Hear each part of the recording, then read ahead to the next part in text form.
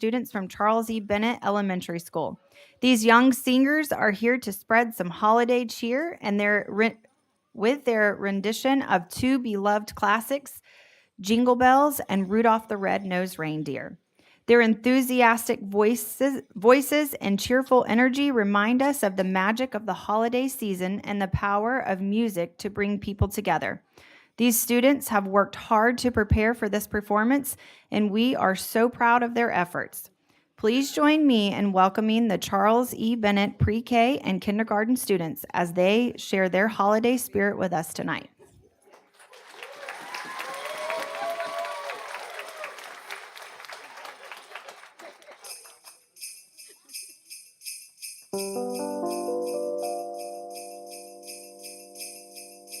You know Dasher and Dancer and Prancer and Vixen, Comet and Cupid and Donner and Blitzen. But do you recall the most famous reindeer of all? Rudolph the red-nosed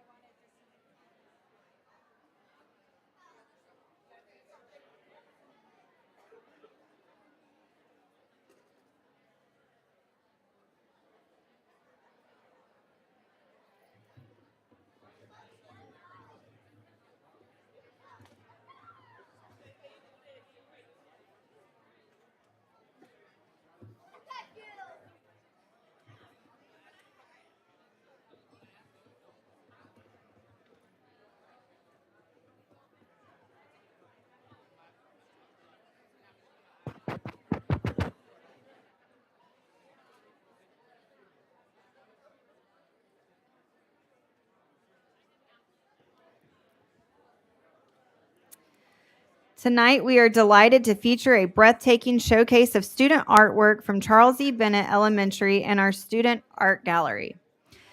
Among the works on display are beautiful snow globe-inspired landscapes where students have used watercolor techniques to create a variety of imaginative scenes. Some depict serene winter wonderlands, while others transport us to vibrant, sunlit horizons, all captured within the delicate confines of a snow globe. Additionally, you'll see dynamic layered landscapes that invite the viewer on a journey through nature, starting with fields of flowers, flowing into waves and hills, and culminating in majestic mountain peaks under a radiant sun. Rounding out the collection is a striking night scene featuring an owl, a composition that displays mystery and wonder through its intricate detail and tones. These artworks not only showcase the students' artistic skills, but also their ability to think creatively and express their unique perspectives. We are so proud of their work and their exceptional educators who guide and inspire them every day. We hope you'll take a moment to appreciate this incredible display of talent and imagination. At this time, I'm going to call Pastor Art Gibson from Hickory Grove Baptist Church in Green Cove Springs to lead us in prayer and the Pledge of Allegiance. The Bible instructs us to pray for our elected officials and leaders, to pray for their health, their safety, and their wisdom. And in doing so, we all may enjoy the peace that comes with that. Let us bow our heads, please. Dear Heavenly Father, we thank you for your undeserved grace and mercy. During this Christmas season, do not let us forget what we are celebrate is the ultimate gift of your only begotten Son, which you gave to provide us as the only way to reconcile with you. It is at this time we humbly come before you to ask for your guidance. Father, you are the sum total of all knowledge. And as this group plans and prepares for the days and weeks ahead, I ask you to bless them with wisdom and clear foresight. May their hearts be weighed with the responsibility that they undertake, and may their shoulders be strengthened to bear the leadership for providing instruction of the children of Clay County. Father, thank you for your many blessings. Keep us safe and never let us focus on the task you have set before us. It's in Jesus' name we pray. Amen. At this time, I will ask you to stand. Gentlemen, remove your hats as we say the Pledge of Allegiance. I pledge allegiance to the flag of the United States of America and to the republic for which it stands, one nation, under God, indivisible, with liberty and justice for all. Thank you.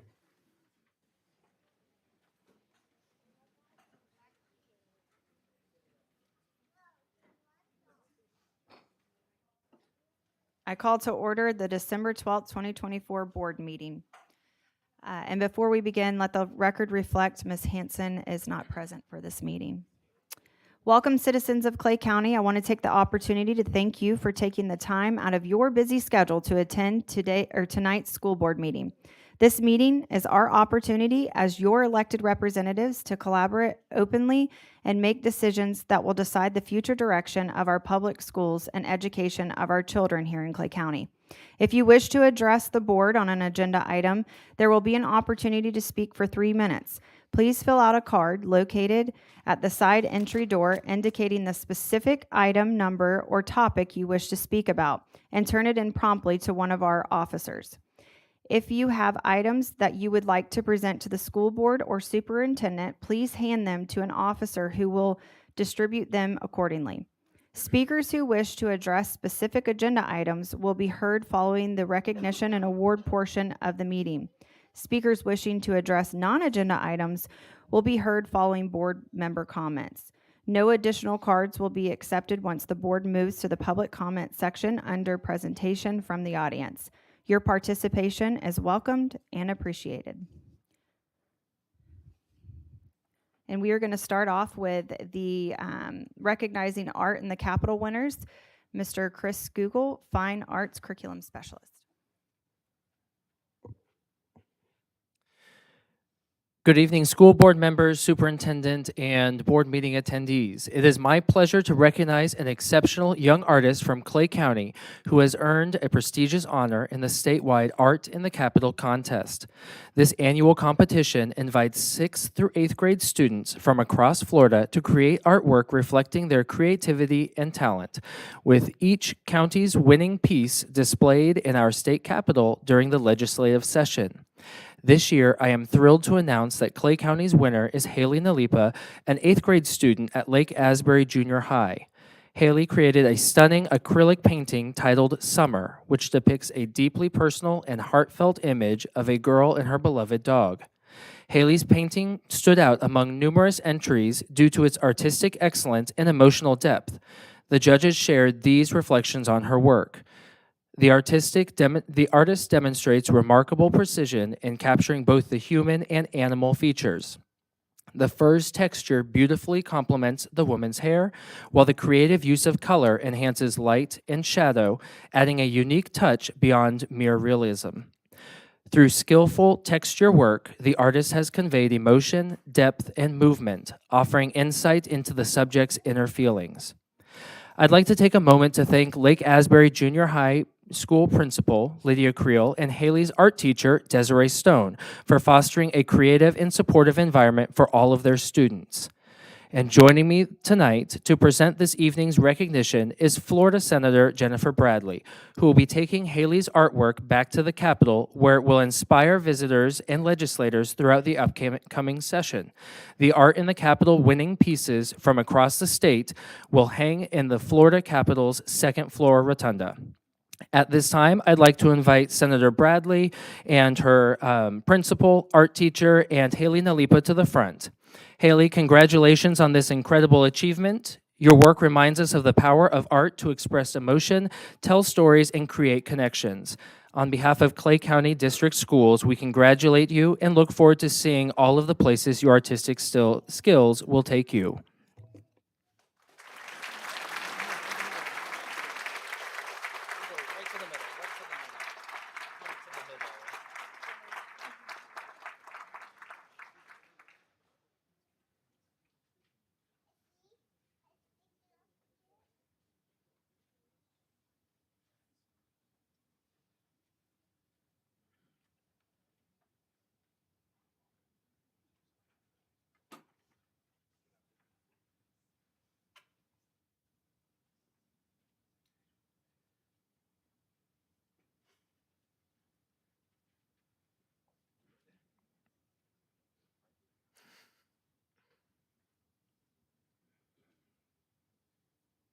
Senator Bradley, can you turn around when you're done to show us the board?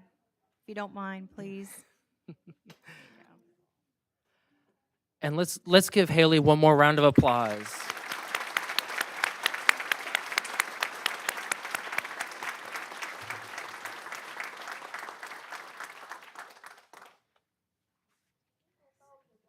Next, we are going to recognize winners of the Lynn Matisse Foundation Anti-Bullying Contest. Miss Melissa Moore, Coordinator of Mental Health Services.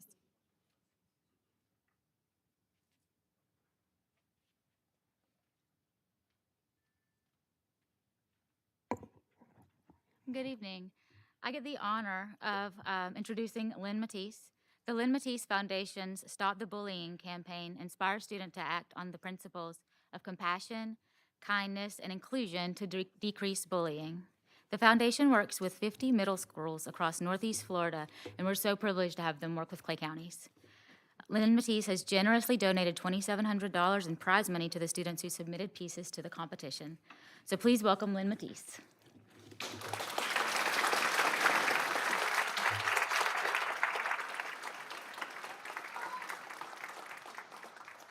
Thank you very much. Hi, everyone. I'm Len Matisse with the Len Matisse Foundation.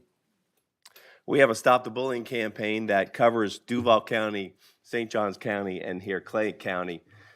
We are really focused on the middle school students, 6th, 7th, and 8th grade.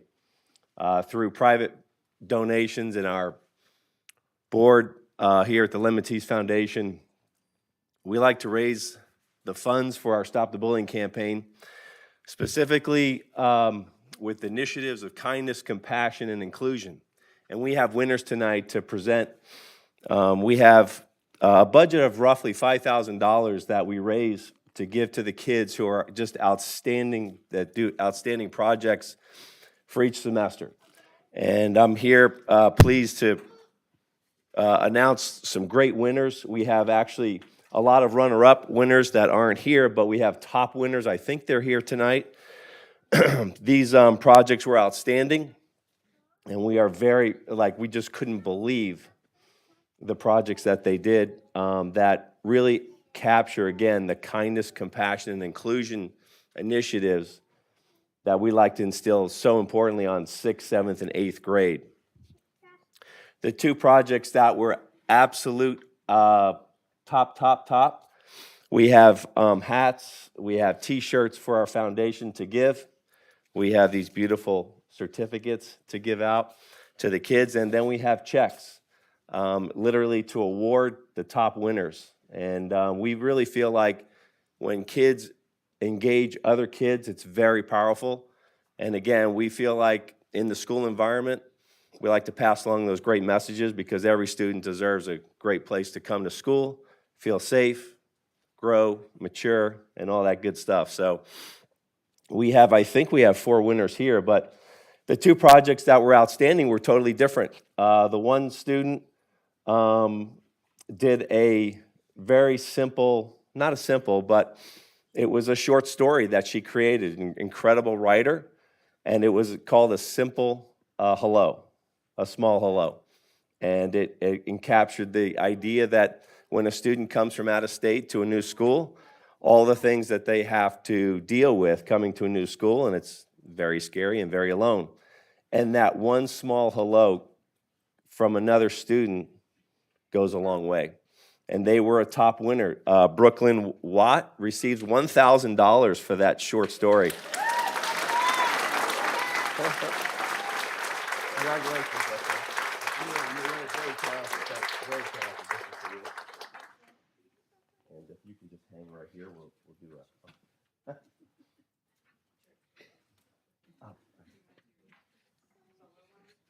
We'll do the other group as well? Yeah, okay. So we have one small hello from Brooklyn. He's an incredible writer. Thank you for doing that. We actually have another group, 3 boys, I believe, three kids that actually created an environment in school called the Grub Hub. And it's actually an environment in the lunchroom that they created for a safe place for kids to come and eat lunch. And everybody knows when they eat lunch, it's not so friendly at times, but they created a very friendly atmosphere. So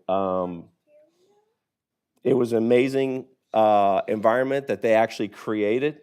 And again, when kids engage other kids, it's very powerful. And they're winners as well.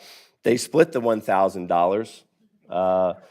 Logan Eckerd, Jacob Armstrong, here we are, and Elric Hollingsworth. Congratulations, $1,000 total.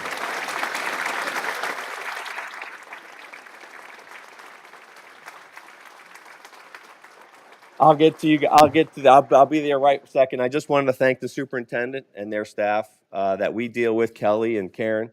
They've been incredibly helpful, and we'd like to do this in the spring as well. So again, we had the funds to do it, and we're just so appreciative. Thank you very much for letting us come and engage the kids and pass along our great messages. Thank you.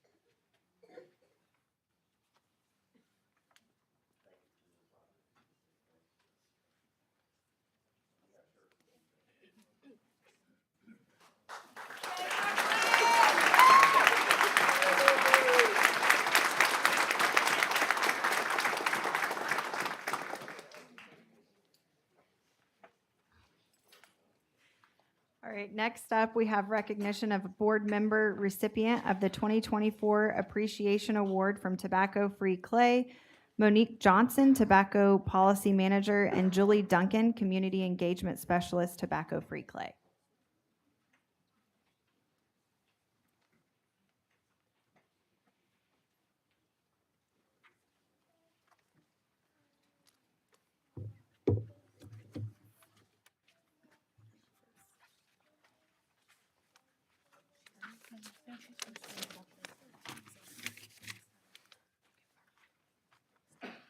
Good evening. My name is Valencia Johnson, and I'm a sophomore at Orange Park High School. Good evening. I'm Carly Griffiths. I'm a junior at Orange Park High School, and I'm junior class president and SWAT co-vice president. Good evening. My name is John A. McConnell. I'm junior class secretary and co-SWAT president at Orange Park High School. Good evening, all. My name is Caleb Richardson. I'm the senior class president at Orange Park High School and the SWAT president at Orange Park High School. It is my honor to stand here today on behalf of Tobacco Free Clay and students working against tobacco to recognize an extraordinary leader and advocate, Ms. Erin Skipper. As chair of the school board, she has been a true champion for the health and the well-being of students, staff, and the entire Clay County community. Thank you, Ms. Skipper. Your unwavering commitment to creating tobacco-free environments has been nothing short of inspiring. Through your leadership, the adoption of a district-wide tobacco-free policy has not only set a powerful example, but also made a lasting impact on countless lives. This policy sends a clear message that our schools are places where health and safety come first, a place where we are empowered to grow, learn, and thrive without the influence of tobacco and nicotine products. As a student, I can tell you firsthand how much it means to know that our leaders are advocating for our future, protecting us from the dangers of addiction, and fostering an environment where we can make healthy choices. Your efforts remind us that change is possible when we work together and prioritize our future. On behalf of all the students whose lives have been positively impacted by your advocacy, I want to say thank you. It is with great pride and gratitude that I present this award to you today. Chairwoman Skipper, thank you for being a role model and for proving that one person's dedication can lead to a healthier, brighter future for all. Congratulations, and thank you for your leadership.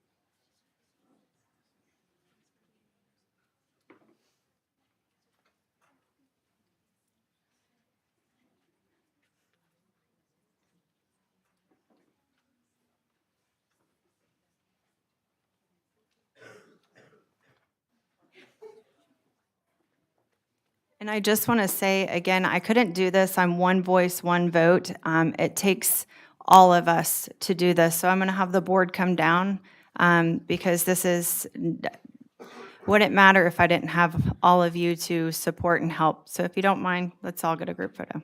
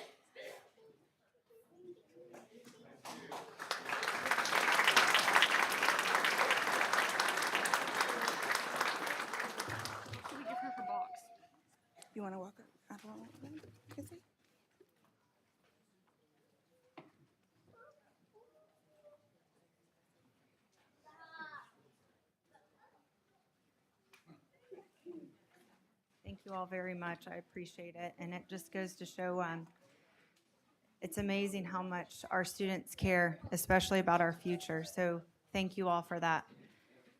Next up, we are going to recognize the 2024 Founders Week Art Contest winners. Miss Mary Owen, Social Studies Curriculum Specialist.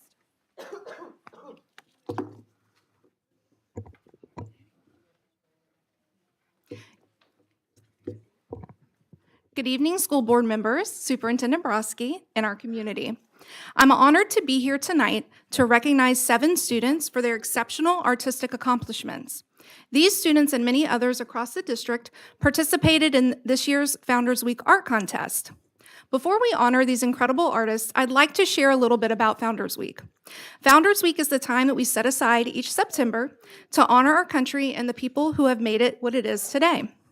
Founders Week in Clay County District Schools combines celebrations of both Constitution Day and Freedom Week, which recognizes the Declaration of Independence. Throughout this week, teachers and students engage in age-appropriate lessons focused on analyzing primary source documents that form the foundation of the American government, such as the Constitution and the Declaration of Independence. Although Founders Week was cut short this year due to Hurricane Helene, our K-12 social studies students participated in many cross-curricular Founders Week activities, like these students at Orange Park Elementary. Each year, we select a theme as the focus of our Founders Week lessons. This year, our theme was American symbols. Students were asked to explore and reflect on the many symbols that represent the ideals and the identity of our nation. These symbols serve as a reminder of the values, history, and the dreams that unite us as Americans, from the stars and stripes of our flag to the enduring image of the Statue of Liberty. Students examined how these symbols convey the principles of freedom, democracy, and unity. Students were encouraged to express their understanding and interpretations of American symbols through art. The Founders Week Art Contest challenged them to think creatively about what these symbols mean to them personally, as well as their significance in the broader context of our nation's history. Tonight, we have the privilege of celebrating 7 exceptional students whose artwork stood out for its creativity, depth, and connection to this year's theme. These young artists have not only demonstrated remarkable skills, but have also provided us with fresh perspectives on the symbols that define our shared identity. Their artwork reminds us that the story of America is ongoing, and each of us plays a part in shaping its future. As we recognize our winners, you'll be able to see their submissions on the screen.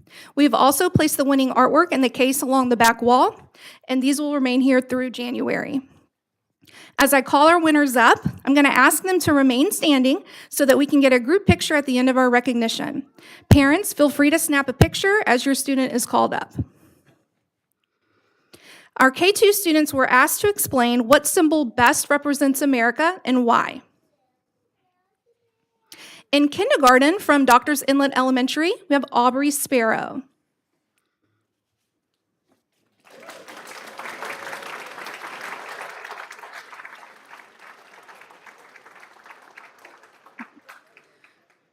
Aubrey wrote, "The symbol that best represents America is the flag because it has 50 united stars that represent the states."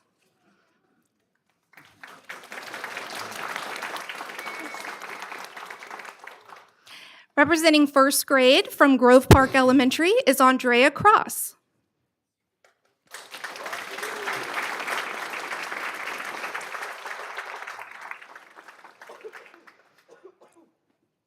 Andrea believes that the symbol that best represents America is the Statue of Liberty because it is the symbol of freedom.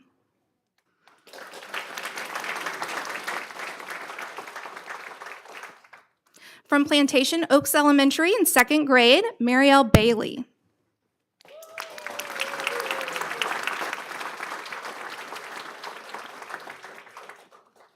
Marielle writes, "The symbol that best represents America is the White House because it makes me think about the American leaders like George Washington and James Madison."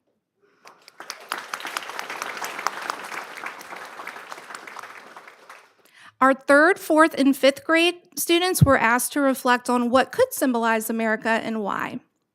In third grade, Allison Redinger from Swimming Pen Creek Elementary.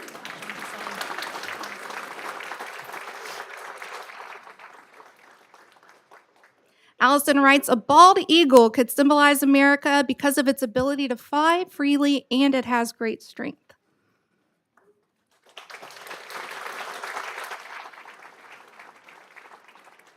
We had a tie for fourth grade. Our first fourth grade winner is Brandy Gadsden from Doctors Inlet Elementary.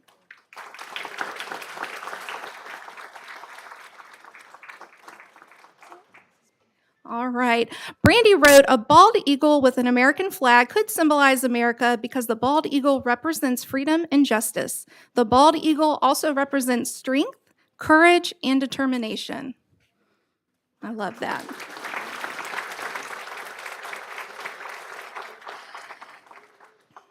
Our second fourth grade winner is Jamison Rogers from Shadow Lawn Elementary.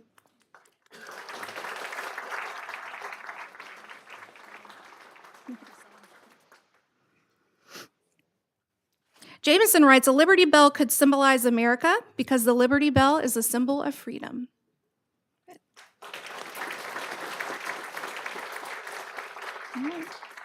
Our final Founders Week Art Contest winner comes from fifth grade at Wilkinson Elementary. It's Lilith Deese.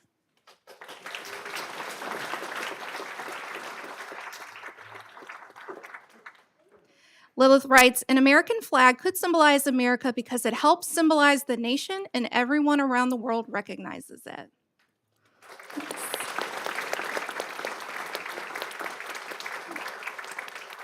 We are so proud of our artists. Let's go ahead and give them one more round of applause.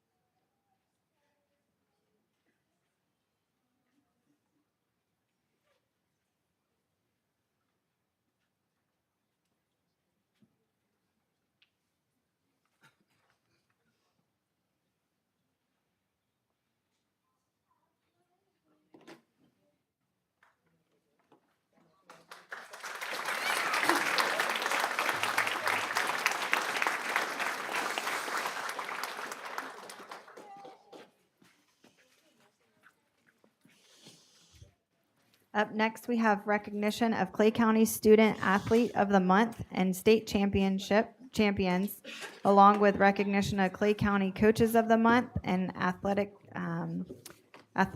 check presentation of American Cancer Society with Mr. Jay Stillano,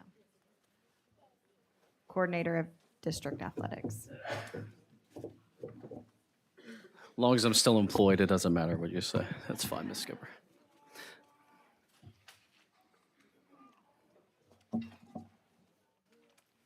All right, first off, good evening, everybody. Before we get started, as I always do, I just want to thank Superintendent Brodsky and the school board for the opportunity to come up and recognize all these amazing student athletes and coaches. In this profession, that goes a long way of just patting somebody on the back and telling them what a great job they're doing. It means a lot, particularly with all their hard work and their constant striving for excellence. All right, so again, tonight we're going to highlight and recognize a lot of amazing things that we've done this fall, but before we even get started with those things, I think probably the most important slide that we're going to show tonight is this one right here. This is for the fall athletics, and this covers all 7 high schools, which is 54 programs. So when you look up here at our fall athletics report card, our cumulative GPA is a 3.39. Again, all 54 programs. To me, that's extremely impressive. Also, we had 47 of those 54 teams achieve above a 3.0 GPA. Again, absolutely, in my personal opinion, amazing. And then when you look up there, you see 22 of our teams achieved above a 3.5. So when we talk about student athletes, it just can't be words. Words are cheap. It's got to be action. And clearly, you're seeing they're getting it done. Not just our student athletes, but the leaders on our campus in the classroom. So heck of a job, student athletes. Following that up and kind of piggybacking that, you look up and you see the highest girls athletes. GPA-wise for fall athletics, we have Oakleaf girls golf with a 3.926. It don't get much better than that. And then as far as the boys' highest GPA, we have Clay High boys cross country with a 3.747. So again, just absolutely outstanding. We're going to recognize a lot of amazing individuals that have achieved some great stuff, but that's as good as it gets right there on those two slides. Great job, Clay County. All right, the first individuals that we're going to recognize is our back-to-back, not just state champs, but our back-to-back state champs, and that's the Fleming Island boys golf team. I'm going to call them up here individually in a second, but I'm going to ask Athletic Director Travis Cunningham to come up and call out the names for us here as I hand these out. All right, just real quick about this team. Not only were they back-to-back, but after day one, they were winning by 21 strokes, okay? And to be able to stand up and talk about state champions, which again, as I say over and over, the best in the state of Florida. This is the best right here in Clay County, and I get the amazing opportunity to do this. It seems like every sport there is when it comes to fall, winter, season. And so on Sunday, at the end of the round, these gentlemen won the state championship by 38 strokes. It wasn't even close.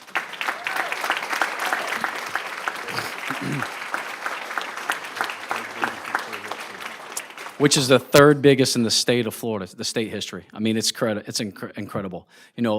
Tyler, state runner-up. We had 3 individuals finish in the top 10. Just impressive. But I will say this, all right? On Sunday, I got a chance to go down there and hang out with them. Not necessarily them, because there's crazy rules. You can't even speak to them. I don't know if you know that.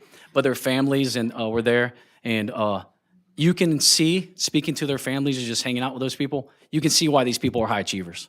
Not just on the course, but in the classroom. Their families were amazing people. So it wasn't surprising to me of just their excellence. So it's always great to achieve things when you have a great supporting staff. That said, I'm turning it over to Travis Cunningham, Athletic Director of Fleming Island, to call out the names.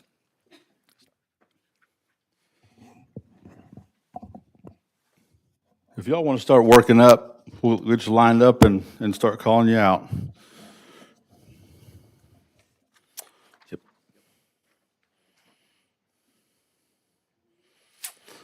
All right, our first golfer is Chase Ricks.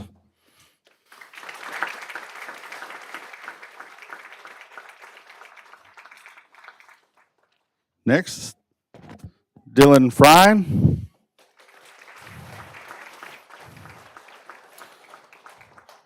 Emmett Kohlenkamp.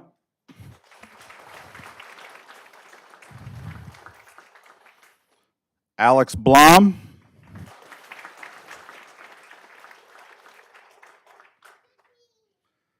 Benjamin Carlton.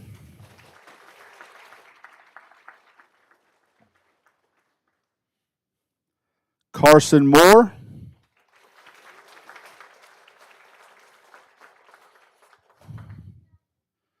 Eli Lewis.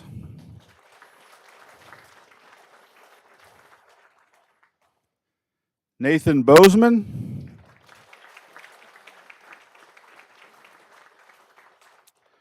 Ryan Hauk.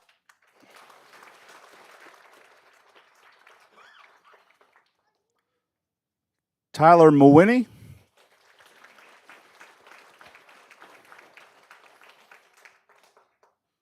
Jacoby Kelly.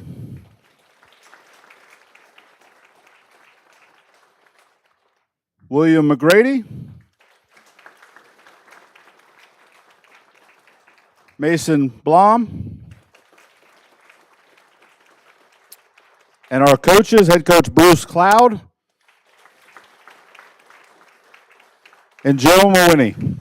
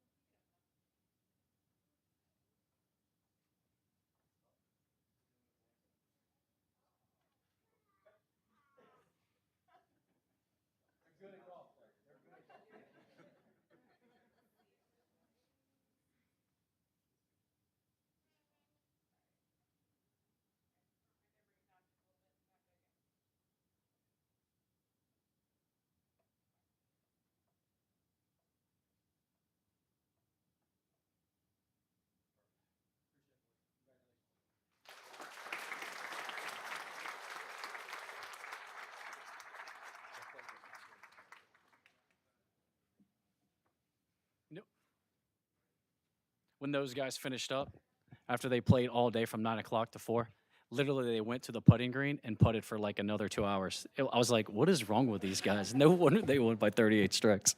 All right, our next state champ. Again, this is kind of what she does, you know. She's a two-time state champion also. The only time she didn't win the state championship, she was the state runner-up. And I've already admitted to her, it is 100% my fault. I believe that. I wish I was joking about that. So Travis Cunningham, we do Athlete of the Week. He submitted her Athlete of the Week. I said, this was last year, and I said, hey, let's just hold off on Ava because we know she's going to win the state title, and I'll give it to her then. So when her name came across this year, she 100% was Athlete of the Week, and I let her know the state championship is done. Don't worry about it. It's all over. I've got rid of the jinx for you. So an unbelievable kid. Again, two-time state champion, state runner-up, Ava Brinkman.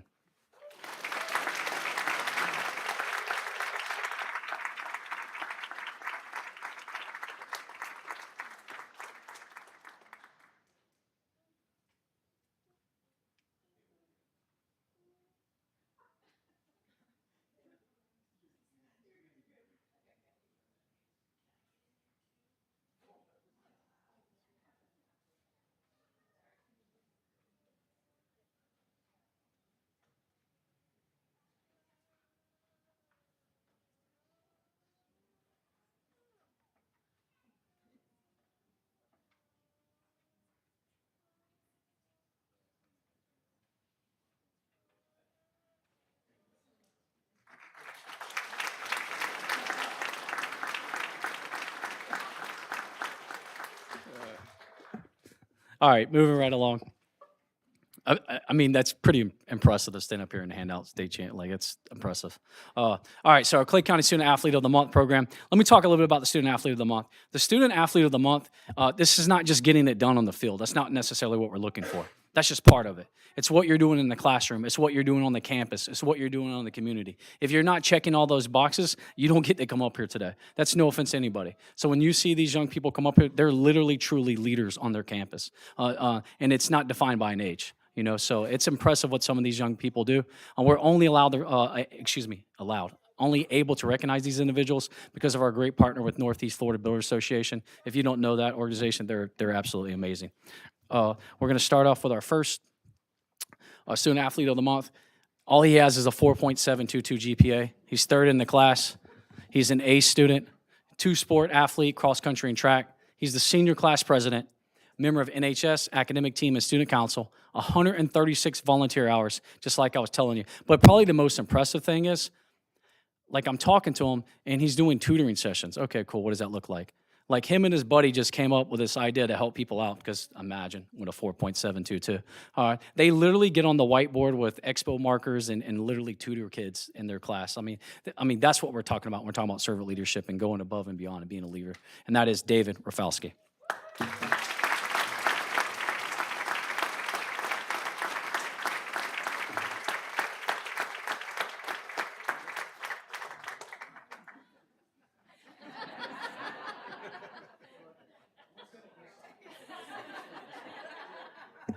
You should see the footage when Terry was trying. I was like, Terry, I'm going to have to stand on the box. Terry's like, my arms are hurting, Jay. We have to change this. All right, our next student athlete, again, impressive 4.64 GPA, second in the class, AP and dual enrollment student, a 4-year varsity swim, 3-time state qualifier. He also got on the podium this year, which that's what you want to do. You want to be on that podium and hear your name called at state because that means you're one of the best. And he took 4th in the state in 50. He took 7th in the state in 100. Not only does he do that, but he's also in some engineering stuff. When you look up there and see reverse and automoblocks, the vice president of FBLA, a member of the NHS Beta, Spanish Society, and not only that, in his spare time, he volunteers for Teen Court. Just an amazing young man, Sebastian Lopez.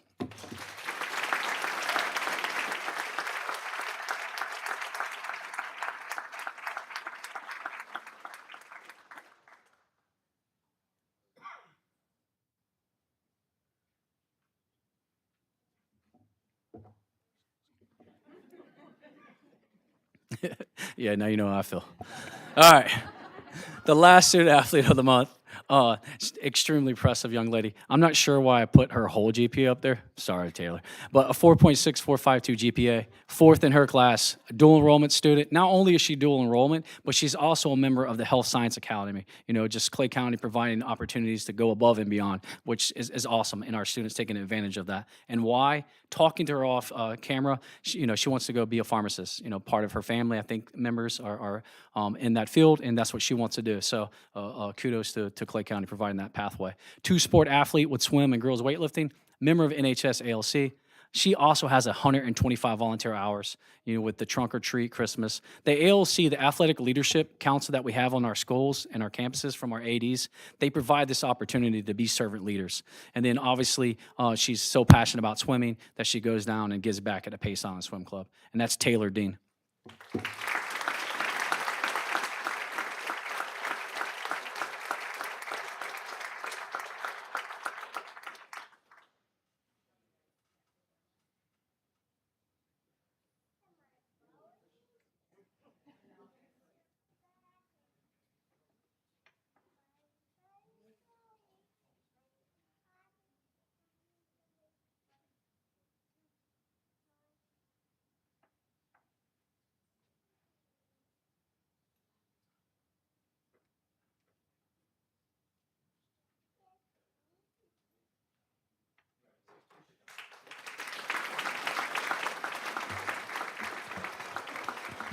All right, and then our Clay County Coaches of the Month program. Again, these are not individuals that are winning on the field or in the gym. That's not necessarily what we're looking for. And I mean, again, winning and being successful is important. I truly believe that, because those are the same things it takes to be successful in life. So you're never going to not hear me say that. But they go above and beyond.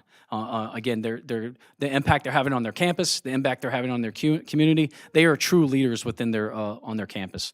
Again, Joe and Tabitha Mayo, Chick-fil-A of Middleburg. Amazing people, servant leaders in our community, not just with this program, allow us to recognize these individuals. Our first coach is, he's actually a junior high coach. And why do you say that? Because it's kind of hard. I just told you all the things that you have to do. And then in junior high, these kids don't drive. And so it kind of puts up a barrier, if you want me to be honest with you. And so this gentleman thought outside the box. How am I able to change my culture and provide a student-athlete experience right here on the campus of Lake Asbury Junior High without that barrier? And so what this gentleman did, he's not only the head football coach, first-year teacher, first-year coach. That a way to jump in there. Good luck with that, right? That's a lot. What he's done is his character trait of the week. So integrity, servant leadership, whatever it is, he's instilling into our young men. All right. He takes that and he actually teaches character lessons every week. And then in his spare time, he's a mentor on the school, just for the young men and young women. And then the thing that really stood out to me is his initiative of doing something for someone else. All right, what is that? On Mondays, every single Mondays, his program goes around the school and does something. Whether it's moving books for teachers, whatever it is, he's teaching his young man to put others before yourself. He told me about a story with a young lady next door across the parking lot in the elementary school, lost her locket, right?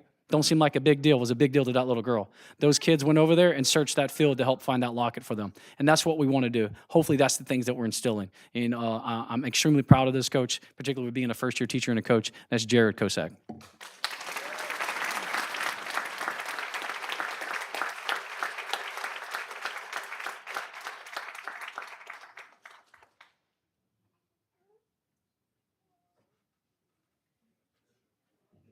Yeah, you got to stand there, brother. You got to stand there. All eyes on you. Little Tupac in your life. All right. All right, our second coach of the month is a young lady right here at Fleming Island High School. She's in her second year of coaching. She's the head volleyball coach, 17-7 record, district runner-up. What does that mean? She made the playoffs, which everyone is striving to do. You want to get into the dance if you're a coach. But that's not impressive. What's impressive is her mentoring program. So she has a big sister and a little sister program where she matches those individuals up. So what does that mean in layman's term? There's no such thing as varsity and JV. We're all Golden Eagles. Right? And so just think about coming to a high school of this size and just think about how to get to class or how to navigate or just little tips. That's what these kids are doing. And that's the type of culture that we want our coaches and our programs to create.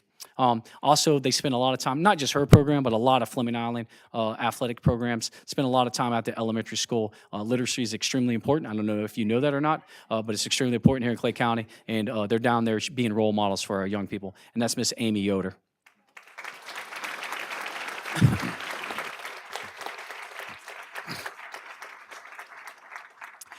Amy's also an adjunct coach, which means she's getting all that done, and she's not even on a campus. She actually, she's working a 9 to 5, so to speak. All right, our last coach is the head football coach at Middleburg High School. All he did was have the first winning season in 21 years. I mean, think about that. I want you to think, you're talking about changing a culture. Like, that's a lot. And you know how hard that is? Ask the Jaguars. All right, so they've been in the playoffs for 3 years in a row. Extremely impressive. All right, 7-3 record. And all that stuff is great. That really is. But every month, this coach and a group of his players go to a local church and they hand out food, baskets to their community, the same community that supports them on Friday and Thursday nights.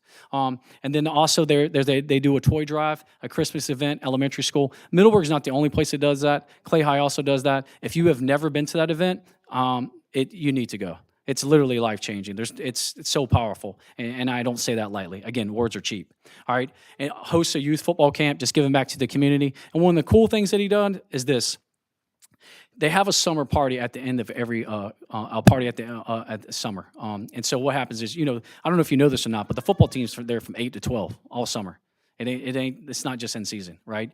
And so Gary Barnage played football at at Middleburg High School, and so he's a Middleburg High School alum. But he also was an All-Pro. So he takes these kids to that gentleman's house, who opens his house up, who walk the same halls that they did, so they can see, like, you too. You also can come and be great. You can walk those halls at Middleburg High School, and you too can achieve the highest success. So, kudos to Gary Barnage, kudos to Coach Wolf for making that happen. Our last coach of the month, Mr. Ryan Wolf.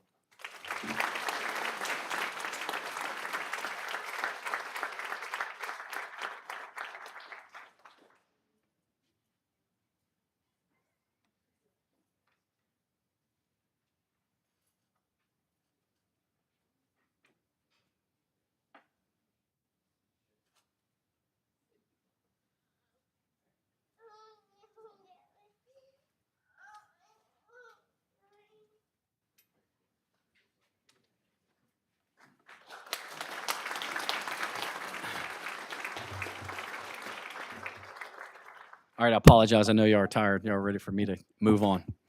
All right, the last thing we're going to talk about is our pink out games. So if you've heard one thing that's over and over for me, servant leadership. Servant leadership is extremely important.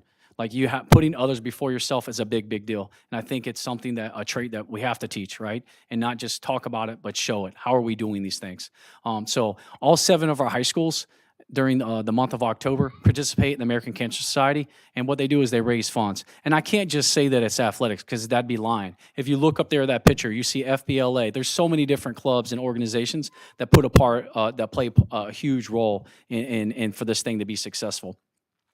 On the back end, away from the schools, Jacqueline Rodriguez with American Cancer Society is absolutely phenomenal. Her and her team are at these games. Not only that, they're setting up stride. Like, they just do so much, not just in here, but for our community and for the First Coast. So we certainly cannot thank Jacqueline Rodriguez enough. I'm not sure where she is, but we certainly cannot thank her enough for all the great things that she does.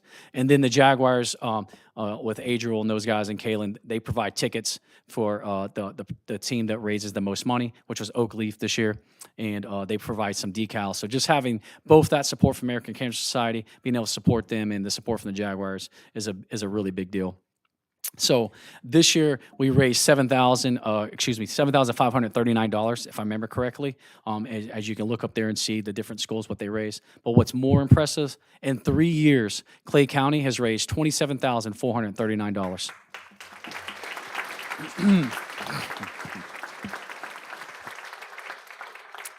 And that's you guys, people sitting in this room. That's our community that did that. So we can't thank you guys enough for all your support. With that said, Jacqueline, come on up. Let's take this picture.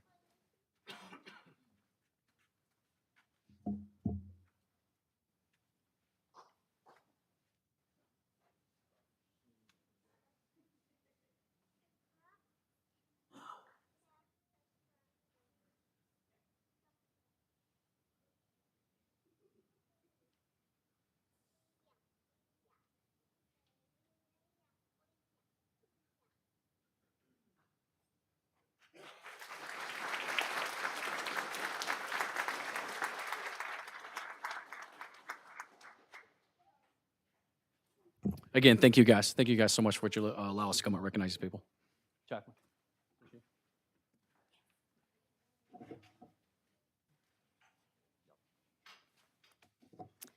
All right, next up, we will recognize schools earning medals at state marching band championships. Mr. Chris Google, Fine Arts Curriculum Specialist.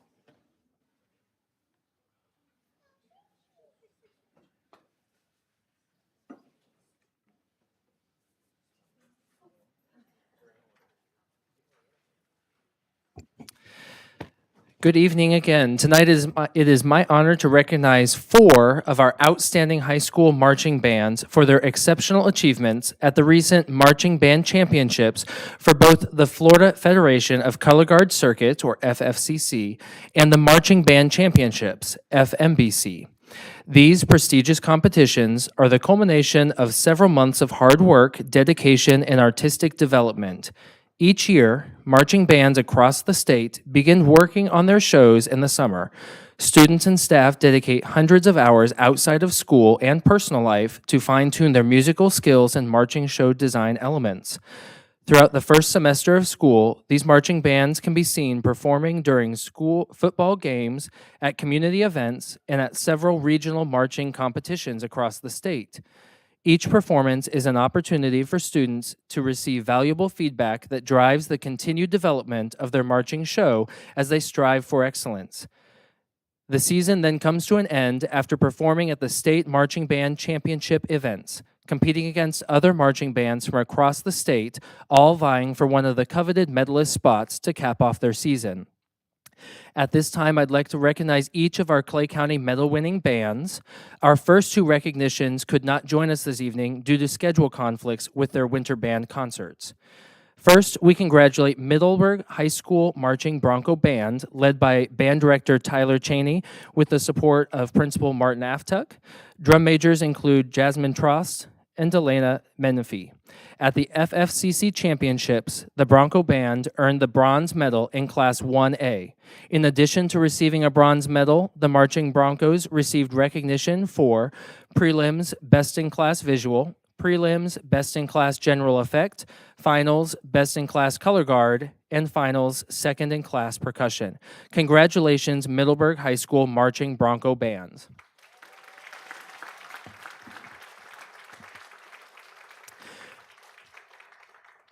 Next, we congratulate the Orange Park High School Raider Band, led by Band Director Brett Pecuritz and Principal Ivan Gunder.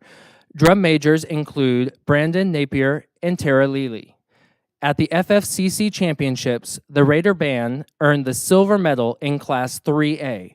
In addition to receiving a silver medal, the Raider Band received recognition for Best Overall Percussion, Best Overall Color Guard, Best Overall Visual, Best Overall General Effect, and runner-up grand champion across classes 1A, 2A, and 3A.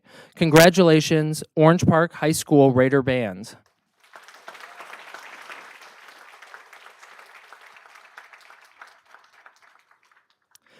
Our next band to congratulate is the Oakleaf High School Golden Regiment, led by band directors Chad Robbins and Kayla Lemak, with the support of Principal Justin Fluent.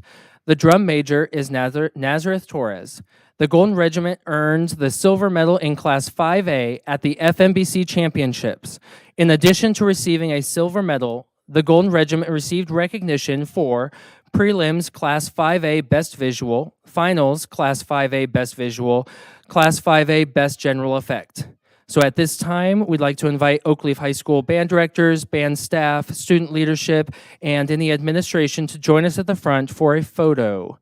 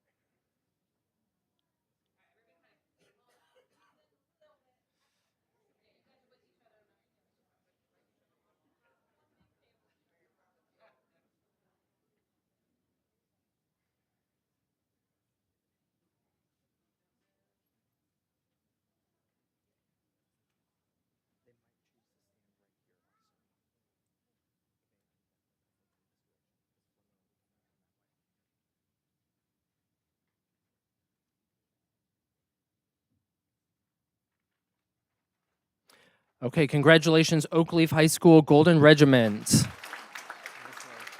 Either here or right there. Students come this way.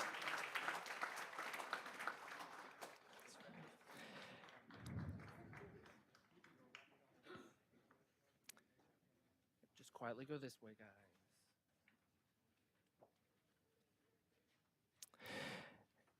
And finally, we congratulate the Fleming Island High School Golden Eagle Marching Band.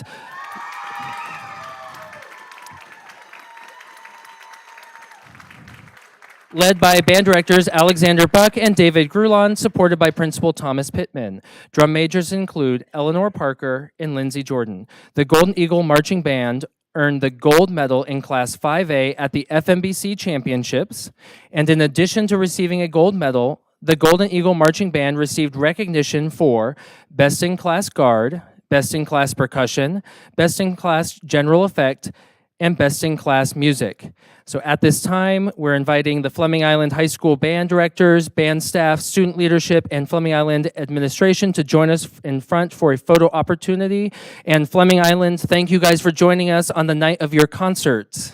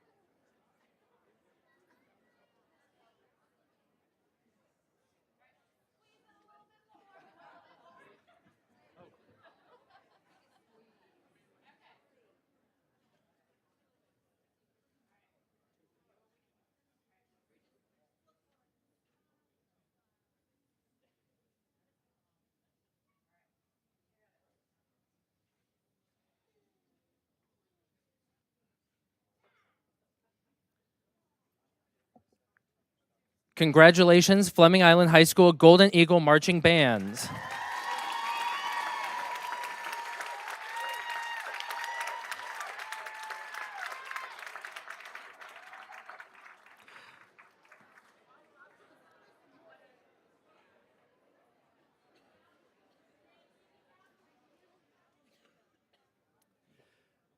Congratulations to all of the Clay County Marching Championships medal-winning bands for their hard work, dedication, and representation of Clay County at the highest level. Please join me in giving all of our students and staff and directors one final round of applause.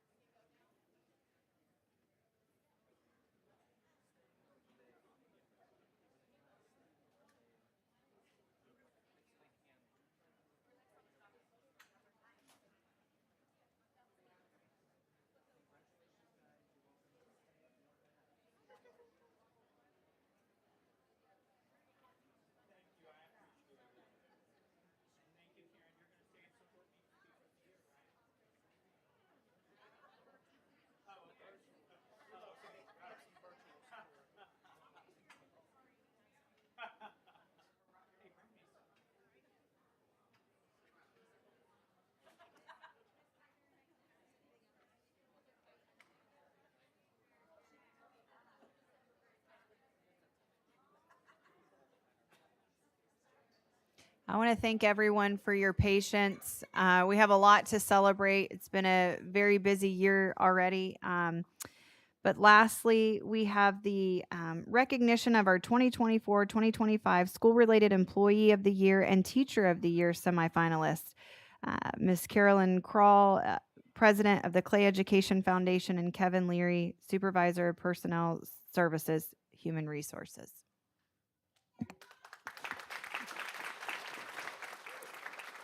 Good evening, school board members and Superintendent Broski. It's my pleasure to introduce this year's semifinalists for Teacher of the Year and School-Related Employee of the Year award.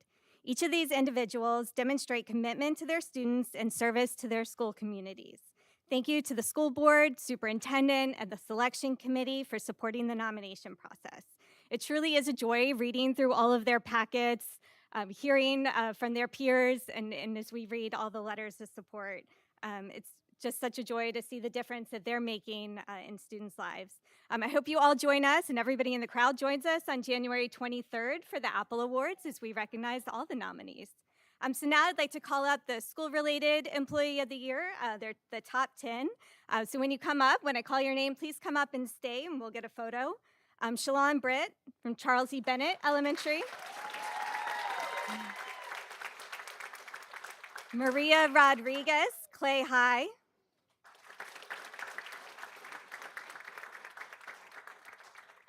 Leslie Neisner, Fleming Island Elementary.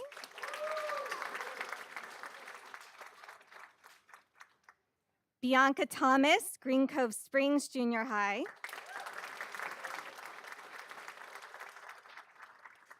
Deidre Craven, Lake Asbury Elementary.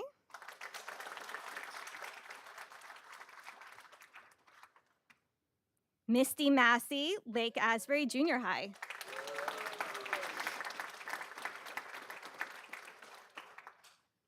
Heather Proctor, McRae Elementary.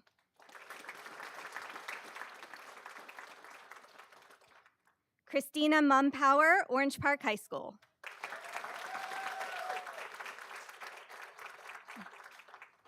Denise Turner, Orange Park Junior High School.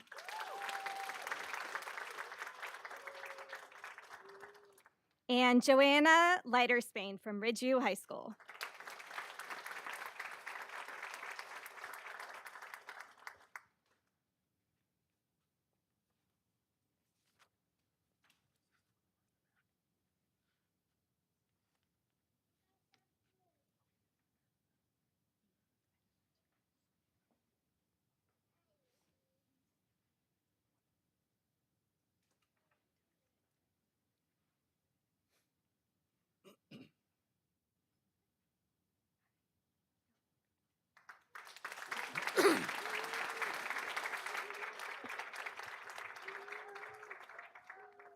Okay, and I have the honor of announcing our top 10 semifinalists for Teacher of the Year, starting with Tammy Belden from Charles E. Bennett Elementary.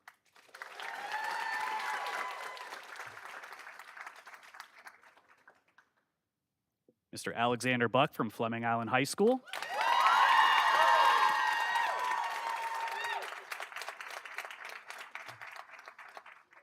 Tracy Lockman from Lake Asbury Elementary.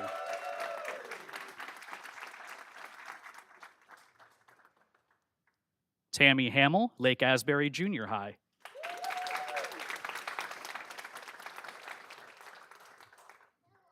Christy Fields from Middleburg High School.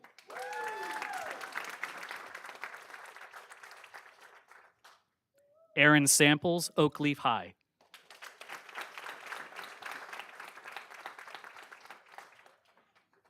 Amanda Watson, Orange Park Elementary.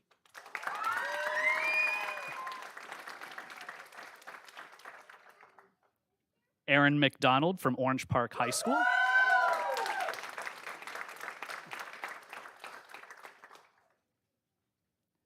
Jennifer Wells, Ridgeview High.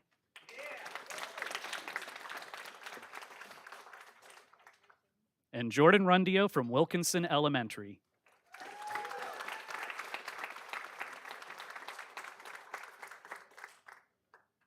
Congratulations again to our top 10 semifinalists for Teacher of the Year. Great job, everybody.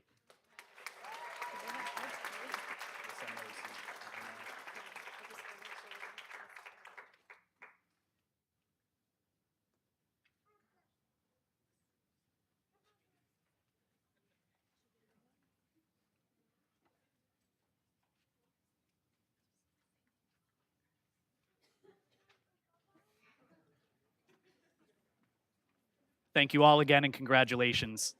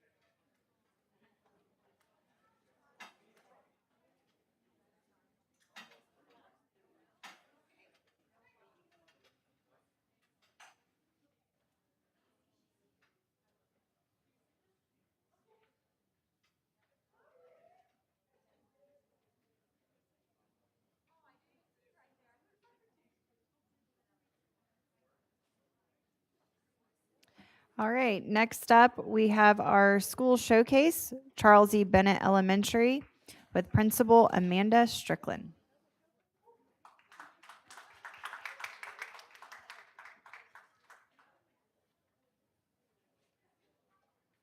All right, hang on, I gotta move this way down. There we go. Okay. Good evening. Thank you for having us today, Mr. Broski and school board members. My name is Amanda Strickland. I am the principal at Charles E. Bennett Elementary, and with me I have Miss Jewel and Miss Seymour, our assistant principals. I need the clicker, don't I? So at Charles E. Bennett, one of the things that we are working really hard for our school is making sure that we're building relationships. And so this year, our pre-K to 5th grade teachers are all self-contained. What does that mean? That all students have one teacher. They do not switch classes because we want to make sure that our teachers know our students and that they are doing their best for them. 6th grade does switch just based on their minutes. We are doing foundations, kindergarten through 3rd grade. So we've had a lot of schools come visit Charles E. Bennett, particularly in kindergarten and 2nd, so they can learn how they can help their students with phonemic awareness and the phonics program. It's a very scripted program, and that is what our students need. We are also K to 6. We've asked teachers to do non-contingent reinforcement. And what that means is students are spending 10 minutes of their day doing non-academic activities like Jenga, Uno, coloring, and stations along with their teacher so they can learn how to talk to one another. They're modeled with their teachers of when they have need to use some problem-solving type conversations to work through when they get a little agitated or frustrated. And then we are doing a lot of our parent and family engagement nights with our feeder schools. We had I'll show you in a minute, a picture. And then we're doing the flooded book study and high expectations for all. So one of the things that for me is we wanted to make sure that our Bennett Bees are stewards of our community. So we have done a lot. We're located in the city limits of Green Cove, so we have a lot of relationships with the city government. We had City Government Week, where the gentlemen come out with the bucket truck and the front end loader, and the K2 kids learn about those things in their community. And then the Green Cove Springs Police Department brought out Grit, and that was the K9. So the 3rd through 6th graders learn about how he works in their community. We have things with the mayor. We have a lot of relationships with the public library because half our student body can walk to school, and where the Green Cove library is, those students can also walk to the library. So we want to make sure that they understand all those wonderful things in their community. We had a Christmas float in the parade, our safety patrol. We lit up a trailer, and they were so excited, and then a tree in the parade of trees there in Green Cove. And we had students to say the pledge at the Soul Food Festival there at the park that's right down the street from the school. One of the big things this year is making sure that we have relationships with our feeder schools, particularly with Green Cove Junior and for Clay High. Clay High comes a lot to have the student athletes and clubs. I know some of the, for the athletes, they talked about the Christmas party. That'll be next week. So 30 students were sponsored by Clay High's academic clubs and athletics, mainly athletics, to provide Christmas gifts for them. So they come and they bring toys and clothes. It's a wonderful activity for everybody to join. And then we did for our Title I school, we did a Steam and Scream. So it was at Clay High's parking lot, and all those came out. We had teachers doing experiments, and then their athletic clubs did a trunk or treat. We had hot dogs. It was a great turnout. It rained 3 times. They all stayed. And so it's just trying to have it where our students see what they're going to be able to do in junior high and high school. We want them to see that so that they are ready to come to school. They're excited to come to school. They get excited to see the big kids. There could be cousins, brothers, sisters, aunts, uncles. They just are excited to see the big kids. So one of the things that we've been able to accomplish is I want them to have school pride. And so we are a Cambridge school. And so our PBIS school-wide expectations are the same as our Cambridge Learner Attributes. So every morning on the announcements, Bennett B's are responsible, innovative, confident, engaged, and reflective. And every month we focus on those learner attributes. So we have given away 160 t-shirts. We give away 7 t-shirts every Friday so the students can earn. They get Student of the Month pancakes. We've done 265 kids have come to help me on the morning announcements to do the pledge and Bennett B's are. And then we brought back a tradition that had been at Bennett. There had been handprints in the cafeteria, and those have been painted over. So we brought back the Cambridge B Award, so their handprint gets to go on Building 5. So when they come back for their senior walk, when they go to Clay High, they can come back and take a picture with their handprint, hopefully. So one of the things that we are working on at Bennett is we have 1st to 6th grade does Walk to Read. So we are making sure that all students at Charles E. Bennett have interventions based on their needs. So we are using all the approved programs that are focused in the science of reading to make sure that our students are getting what they need for 30 to 45 minutes a day based on their grade level. And so one of the things that we want to make sure that we're maximizing student success at Bennett. So this past year, we went up from a 36C to a 47C. So we went up 11 points. Our goal is to be a B. Charles E. Bennett has not been a B since 2013. So that is our big goal. And one of the ways that we're doing that is making sure that because we're one team, one hive, working together as a team in their classes to earn those things using Lexia, iReady, and Alex, making sure we're giving them opportunities to build language skills. So Clay High has sent some students to the National Honor Society. We had a vocabulary parade instead of a Halloween parade. And they came dressed as idioms because they were learning about idioms. We're trying to make sure that we're improving attendance. The big thing for me as being principal at Bennett is I want to make sure that we enhance all children's experiences. So I put 2 pictures of 6th graders. They got to go to the hockey game a month ago. I went with them. They had not been on a field trip since kindergarten. So we want to make sure that all children at Charles E. Bennett are going on a field trip this year. 2 grade levels went today. They went to Mosh, 1st grade, and 2nd grade went to the Pete's Candy. So we just want to make sure they have those experiences. Ride the bus with them to go over that first bridge. It was exciting to hear that some of them had never ridden a bus. So it was a wonderful experience. So we want to make sure that all children at Charles E. Bennett are given the opportunities so that they see what they can do later in life, junior high, high school, and beyond. So thank you for having us. Ms. Strickland, I just want to thank you for the work that you're doing at Charles E. Bennett. That school is near and dear to my heart. It's several generations of Hutchings kids went through there, and I'm one of them. So I'm just so impressed with everything that you've done. I've heard so many positive reports from people who work there, people who have kids there, and just kudos to you and your team. Thank you so much. Thank you for having me.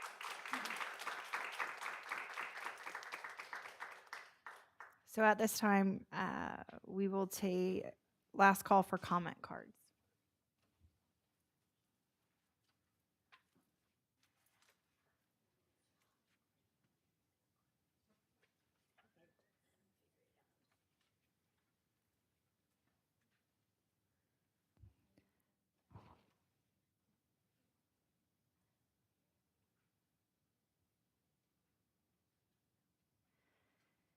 So at this time, we will take presentations from the audience, public comment addressing specific agenda items.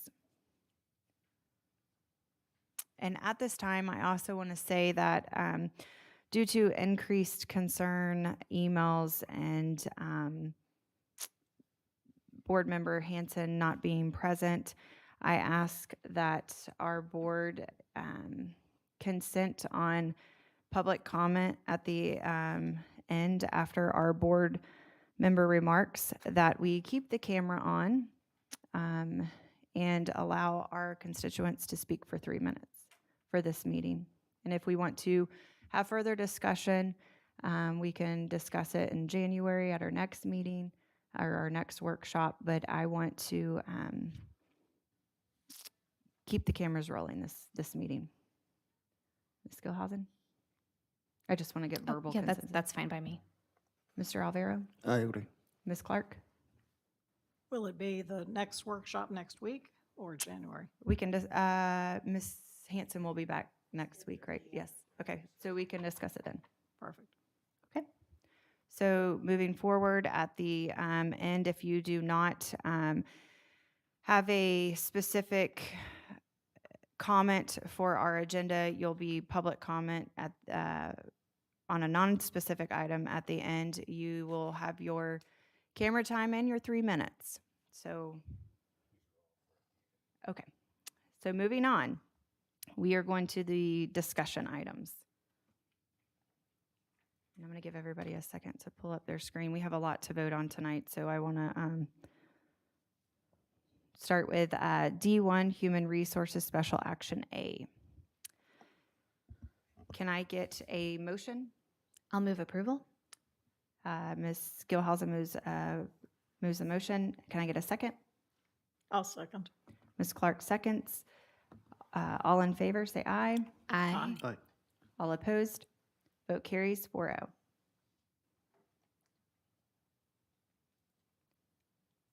On my computer.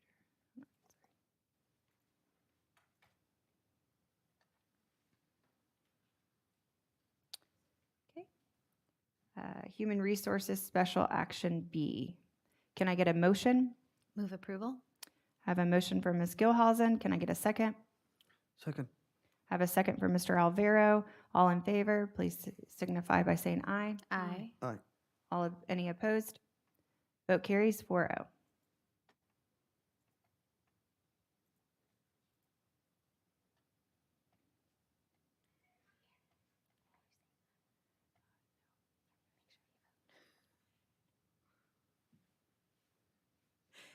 Human Resource Special Action C. Can I get a motion? I'll move approval. Ms. Gilhausen moves approval. Can I get a second? I'll second. Ms. Clark seconds. All in favor signify by saying aye. Aye. Any opposed? Vote carries 4-0.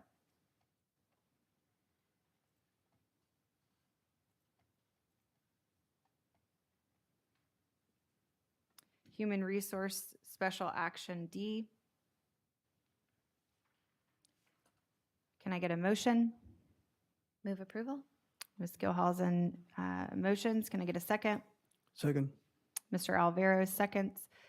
All in favor, please signify by saying aye. Aye. Aye. Aye. Any opposed? Vote carries 4-0.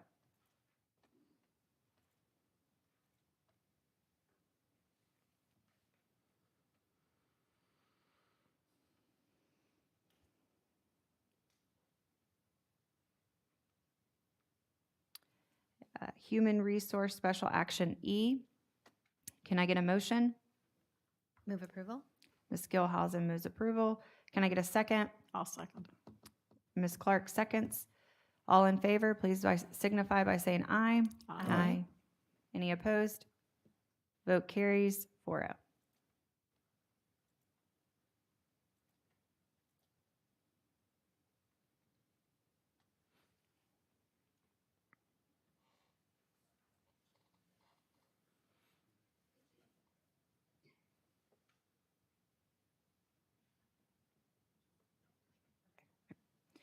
All right, now we are going to move on to the public hearing. I'm going to open the public hearing to approve as advertised revisions to the school board policy 6.01, educational and ancillary facilities. At this time, if you have anything you want to speak on about this, come forward. You don't need a comment card. Seeing none, I close the public hearing. And I need a motion. I'll move to approve. Ms. Clark motions. Second. Mr. Alvaro seconds. Any discussion? All in favor signify by saying aye. Aye. Any opposed? Vote carries 4-0.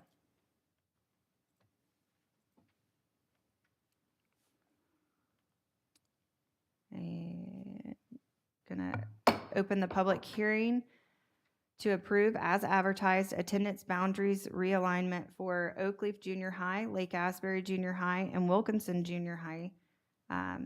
If you would like to speak on this matter, please come forward. You do not need a comment card. Seeing none, I'm going to close the public hearing and ask for a motion. I'll move approval. Ms. Gilhausen moves approval. Can I get a second? Second. Mr. Alvaro seconds. Any discussion? All in favor signify by saying aye. Aye. Aye. Any opposed? Vote carries 4-0.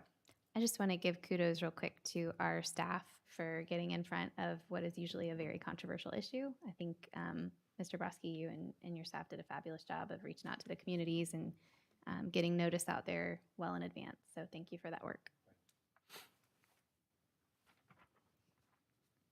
And now we are going to go to the consent agenda. Can I get a motion? I'll move approval. Motion from Ms. Hanson. Can I get a second? Ms. Gilhausen. I meant Ms. Gilhausen, sorry. It's okay. Can I get a second? I look that direction. Second. Mr. Alvaro seconds. Any discussion? Great. Signify by saying aye. Aye. Aye. Any opposed? Vote carries 4-0.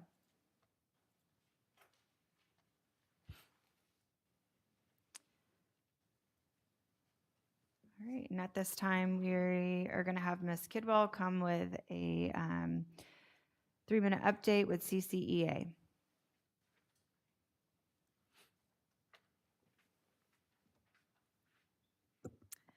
Good evening and happy holidays. I just want to echo Ms. Gilhausen about Charles E. Bennett. It's near and dear to my heart. My first 8 years at Clay County I did there, and it's an amazing and wonderful place, many times challenging, but always heartwarming. The kids are amazing, and she's doing great work there, so that made me happy. As a CCA president, I thank you for the opportunity to share the educator's perspective. And I don't think it's any surprise that teachers and students are both counting the days until the holiday break. I remember the excitement of the kids was sometimes difficult to contain and sometimes contagious. Songs proclaim that this is the most wonderful time of the year. It's a season of peace, joy, love, and hope. We glimpse the incredible possibility of a future where humans put aside their differences and work together toward common goals. We see the possibility of a world that is kinder, healthier, and happier. This season helps us focus on our own power to share joy and peace as we practice the belief that small acts of love will really matter. I wish you all a heartfelt blessing this year for joy and the hope of the season. And I pray, as I do every year, that each of us will hold on to our own individual power beyond the season, the power to change the world with small acts of love every day. Blessings to you all. And is Mr. Roberts here for a CESFA update? Okay, so I will hand it over to the superintendent for his All right, update. if you can't be inspired, I'm surprised people didn't stay around for the superintendent's update. I mean, I'm just totally shocked by all of that. But truly, the reason why we all are in Clay County Schools for our students. So having the opportunity to celebrate students today, is so important, and I appreciate the patience of everybody in the process of doing that. But this organization is about students, and so it's a big deal to come to the school board and get your certificate. And we should never, ever lose sight of that fact. It's a big deal for students, and they're the reason why we're all here. So I appreciate the patience today. I also am a little bit of a data fanatic, and so I did a little research study. Anybody want to guess what month has the most celebrations? If you timed them out on the videos for the last 3 years, it's been December. December and May are the two. December was actually more last year. So if you're worried about that, please don't be worried. We're going to celebrate students. We're going to celebrate even more of them. So today I've got a couple of things for you. A very short update because I knew the presentation would be long today to get us to this point. And then when they all left, it's like the energy went out of the room. Do you guys feel that? Like, okay, no offense. I'm just saying the energy's not there anymore. So, because the kids are all gone. Okay. Schools of the month, we have the advisory councils, our letters to heroes, and our winter break. So this is very, very short tonight. Our winning schools, Green Cove Junior High. See that? I think the votes all counted. And then Keystone Elementary School for November. They do a great job at both schools. Kind of an interesting thing. I got a picture today. Santa Claus went to Keystone, and even Santa Claus had to wrap her in. Yes. And wrap. Santa actually produced an ID to go in for that event. So I told Matt Boyack, I said, congratulations on the security around our schools. This upcoming month, the theme is Readers Are Leaders, okay? Everyone knows that the more a student reads, the more they become proficient, the more vocabulary they adopt. So vote for your favorite school this month. Just want to give an update on the advisory councils. You may or may not know, we have a student advisory council. It's 45 students from across all of our schools in the county. We meet monthly here in this room, as a matter of fact, and you'd be amazed at the quality of students that are on that council. Our current focus is college and career readiness. And, every time that we have one of those meetings, and Ms. Watt does a great job at those meetings, I always feel fulfilled because you kind of hope that students turn out that way. And then when you experience that and the mature nature by which they approach their mission, their focus is on college and career readiness. And one of the things that we discovered is that there's so many forms of communication. But it's so interesting to me, students say, well, I don't read my emails. I said, okay. Well, I don't like to go to Google Classroom to get the information. Okay. Like the only thing left is a smoke signal, out to people. But it's just so interesting the way people prefer different forms of communication. A lot of great talk there. You can see from the picture.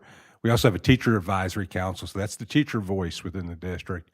And they spent some time working on our new website design for Apogee. As you know, in January, that's going to happen. The new websites will come out, a revamping of those, moving towards a one system of communication to make communication easier for teachers and make it easier for parents who have told us they receive too many platforms of information. They would appreciate it if we condense the information into one platform. So it's kind of one-stop shopping. So a lot of great work there. Just wanted to celebrate that a little bit tonight. Holiday Letters to Heroes. This is a program for the State Guard. And so our students have mailed those letters out to them. It's kind of like an old school letters to the troops out in the field. Proud of our number one ranking within civics, and we always try to promote those ideals to our students. Winter break reminders. Remember, second semester, the last day of the second semester is next Friday. Believe me, students know this. So if adults don't know this, just ask your student. They'll tell you. That's the last day. And then winter break, and then we come back. Teacher planning day is January 3rd. Students return back on January 6th. Let me just say, regardless of what, Merry Christmas to all, and regardless of what holiday you celebrate, I hope that you celebrate that big and you have a great break. I want to also thank the board for their support and welcome Mr. Alvaro to his first meeting. Thank you. All right. School board attorney remarks. Nothing. And then we're going to go to school board member remarks. We'll start with you, Ms. Clark. So we're not doing comments first. We're going to keep the comments at the end after school board remarks. Your microphone. It's been fun. Yeah, we went out to both of the junior high schools and I think had a good reception as far as the moving of students. I think everybody was very positive. That was a nice surprise. But we served lunch today at Bannerman, and that's always something to look forward to. The children are always very grateful, I think, to have us and to have a good meal. So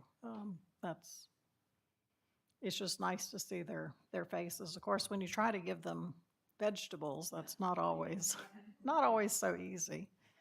But anyway, I look forward to this Christmas. It's actually my 50th wedding anniversary with my husband, although I'm only 39. So, I look back to the memories of those 50 years of family and take each one of them with your family, especially when they're young, as valuable. Thanks. Mr. Alvaro? Well, last week I had the pleasure to go to Oakley High School to the winter concert, and it was awesome.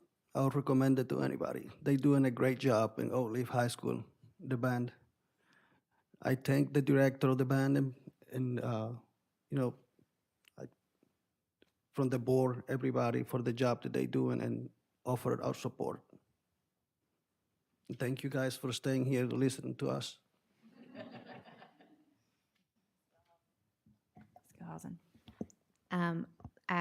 I'll be short. I want to echo Ms. Kidwell's remarks tonight. That's truly the focus of this season is hope, hope for the future, and just so thankful for the birth of Christ that allows us to have that hope. And I pray that everybody has a safe and happy holiday, restful with family, making lots of sweet memories to hold on to and cherish for years to come. And I want to welcome Mr. Alvaro as well to the board, to your first official regular board meeting. And Ms. Skipper, kudos on doing a fantastic job running your first real full meeting. I know it's a lot to carry, so good job. Yep. Thank you for that. And I just want to say, I know the room's cleared out. Thank you to Tobacco Free Clay. I don't get to partake in a lot of their meetings because they conflict with our meetings, but they have a great group working together to promote health within our schools. And a lot of people don't know this, and a lot of people don't realize how big of an issue it is. But vaping is an issue across the board, across the United States, across Florida. My family has been personally affected by this, and the causes and harms of vaping. As a registered nurse in the emergency room by trade, I've seen this, and so I'm very passionate about it. I offer my full support and whatever we can do to keep our schools tobacco free, education, policies, whatever we need to do to keep our kids safe, because a lot of times they don't think about repercussions for later on in life. They think about the here and the now and not the future. I myself have been guilty of that. So I want to thank them and let them know that I am here for whatever they need in promoting and helping and doing whatever we can do to stop that. I also want to say Merry Christmas and enjoy your kiddos. It's a busy time of year. I have a 4 and a 7-year-old, and it is crazy at the Skipper household, more so than than usual this time of year. So I'm trying to soak it up and take it all in. Enjoy your class parties, enjoy the handprints, the artwork, all the things that are going to go by so fast. So I want to tell everybody Merry Christmas, and then thank you all. Thank you for your support. Welcome, Mr. Alvaro. It's going to be fun. I hope you're ready.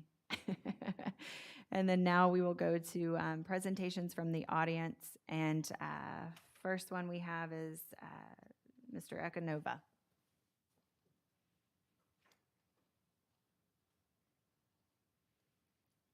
Miss Constance, you are on deck.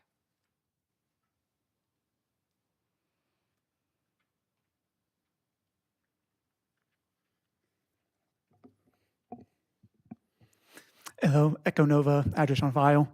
Y'all had a discussion on the public comment thing at the workshop, so I wanted to just offer some additional perspectives with the viewpoint from accessibility as you keep having the conversation forward. I broke it down into basically 3 parts. I took, from the workshop, I took it that the main problem was figuring out how to engage with the people doing the public comment. So for the 3 parts, I figured there was accessibility issues with where it is in the meeting, of having at the end versus in the beginning or someplace in the middle, filming, doing the live stream, and then just general engagement as well. For the first one with the location, the main point here is those of us who are going to be here, like me and others who are interested in the business and politics, stuff like that, we're going to be here no matter when the public comment is. But you need to remember that you are serving students and parents who might not have that time constraint to be able to be here the entire time. So there certainly is an argument to have it at the end, like we are doing now. There's also arguments to have it at the very beginning so they can do the public comment and get out, so they can say what they need to say and make things heard.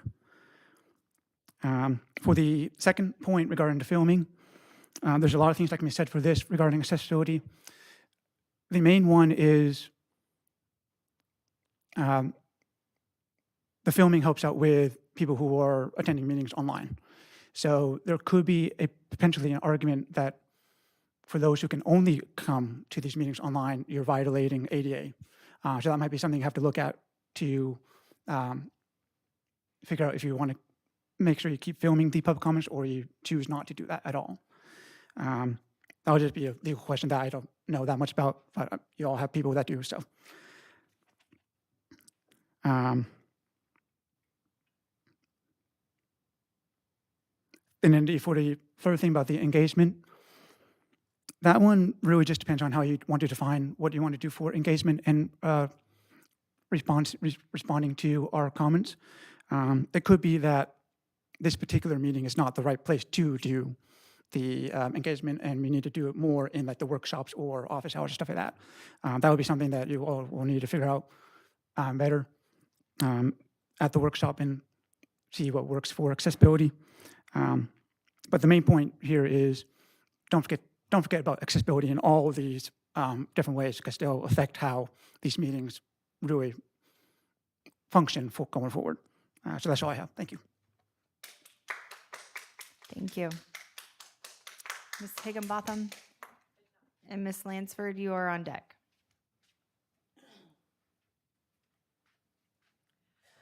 Constance Higginbotham, and my address is on record. Good evening and happy holidays. Merry Christmas, happy Hanukkah, whatever you celebrate, hope you enjoy it. 2025 is a year for a new year, new challenges. I just want to give you an update of what the retired educators are doing. January, we will have again our Black History Month essay contest for K through 6. And in February, we'll have the Women's History Month essay contest for 7 through 12. We'll also at that time be announcing the winners of the Library Literacy and Learning Writing Contest that the students participated in. We've gotten with all our local authors who judged all the work, and now we have the winners. So we'll officially do that in January. I saw the schedule was really busy tonight, so we saw no point in trying to cloud that. Also tonight, I want to acknowledge our 2 grant winners this year, Tracy Johnston from Thunderbolt Elementary and Amy Husky from the Bannerman Learning Center. They both presented grant request for money for gardening activities. And so we think that will be really great. It was really good last year at Thunderbolt. We went out and visited them. They do art, language, math, science. history of plants and animals. So it's very, very good at Thunderbolt. So we're looking forward to seeing the same type of thing at Bannerman Learning Center for secondary. So I want to congratulate them on their grants and their awards. Also, I've spoken to Carolyn Kroll at the Education Foundation, and once they complete the necessary paperwork for the foundation, they will also be matching the grants this year. So that's a double goody thing for educators. Thank you, and again, happy holidays. Thank you. Ms. Lansford? Ms. Torres, you're on deck. Remember to state your name and your address. Okay. Dolores Lansford, 288 Ariga Drive, Orange Park, 32073. Make it short and sweet. I've stood out here for 2 and 3 hours to discuss what you had decided to put somewhere else. So I'm just going to make my statement now. This is America. I don't want a camera turned off, and I think what's being said here, if you're hiding it, tell us. That's just it. I'll see you the next meeting, but when you're going to take something off that I came to speak about, now I've got to wait until next month to do it. So I'm upset about it, but I'll live. Thank you. Good night. Ms. Torres? Mr. Friedman, you're on deck.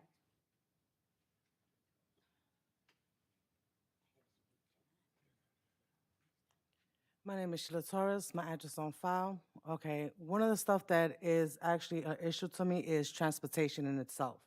I live towards the Oakleaf area, which is not exactly there, but off of Cheswick Oak. When you guys redistricted the school, you guys put my kids all the way into Orange Park. And what you guys failed to realize that the commute during the morning time is busy, bumper to bumper traffic. My kids get the school bus is supposed to be arriving there at 6:36. Give the kids sufficient time to get to the school, eat their breakfast, talk to their friends, or if they got early tutoring early that morning, they need to have access to that. But when there's traffic on Argyle, traffic on Blanding, like how much time do you expect for these kids to have when it comes to tutoring or sitting down to eat breakfast with their peers? There was an accident, let's just say a couple of weeks before Thanksgiving break.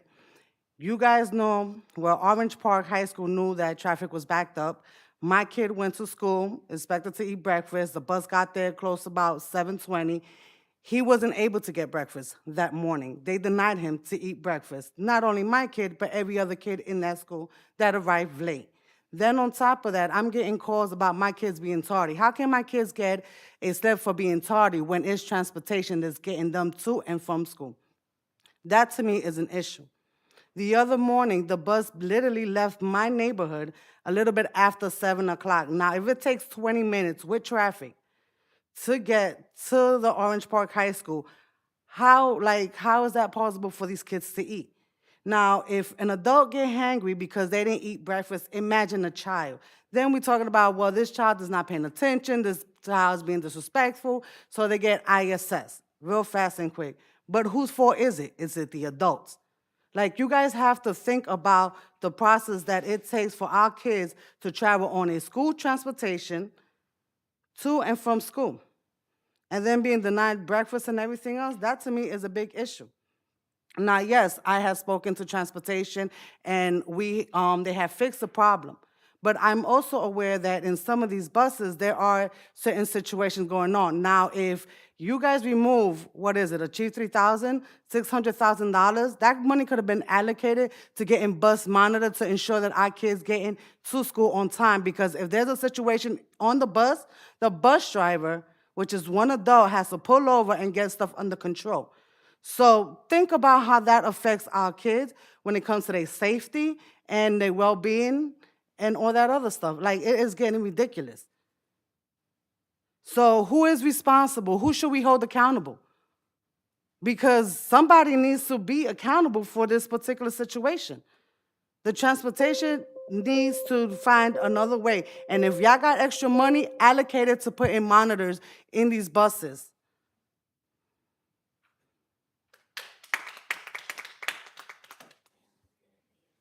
Mr. Friedman. Miss Elizabeth, you're on deck.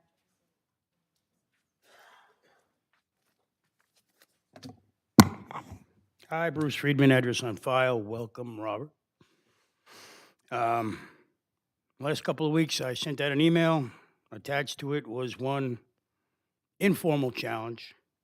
Not going to discuss the content of that book, but it's not porn. And since that email went out, that book has disappeared. Since that was an informal challenge, I am submitting one formal challenge.